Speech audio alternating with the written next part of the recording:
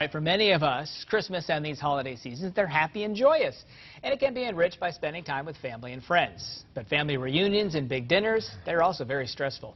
So how do you slash that holiday stress before it might even kick in on you? Dr. Bart Rossi here this morning to help us make some plans for our celebrations a little more stress-less. We hope for that. And there is a way to go into these conversations, these meetings, these parties, these dinners, and sort of set the right tone in your mind so that it goes well. I think that's very important, actually. And if you know, there's an old song actually written by Johnny Mercer and performed by him many years ago before Wink.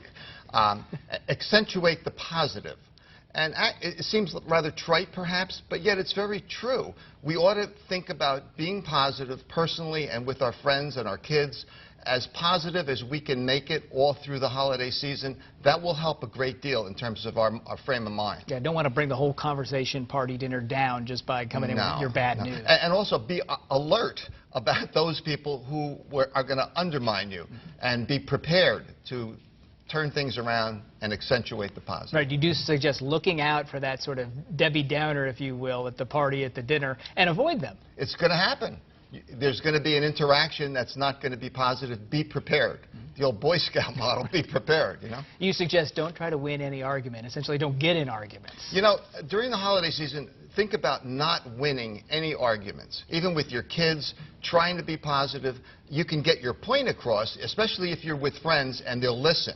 You can make a point, but don't try to win an argument. Just try to move on and have a good conversation. And because of where we're at, the season that we're in, politics is contentious, you would probably suggest just simply avoid it. I would think of avoiding politics, because you're going to have too many people who are one-sided or are very strident in their points of view. If you're with friends and they really want your opinion, you could say, this is my side on this argument, and leave it at that without winning. Talk kids, talk sports. I like kids, sports, food, weather, you know, all that kind of stuff makes more sense, I think, in the long run, yeah. And you also say be ready to change the conversation, change that topic, and move on to something different. Yeah, I mean, I think people should be prepared. You know, the Chicago Cubs won the World Series. You could always move in that direction towards sports or something that's neutral and makes sense to everybody. The full environment, everybody around will enjoy that conversation. And I like your bit of advice here, to be inquisitive. Get people to talk about themselves. You know, isn't it great when somebody asks you about yourself and how you're doing, and then you could reveal what you want to reveal? Maybe not, you know, certain personal items, but be inquisitive about the other person and learn to be a good listener. Work at being a good listener.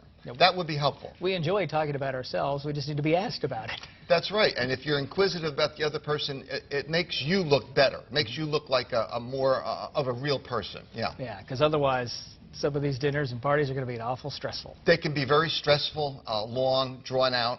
And I think you need to think ahead of time before the party. Go in with the game plan. Dr. Rossi, good advice. Thanks for coming in this morning and getting us ready for the holidays. I'll wait till this morning's right back. Stay with us.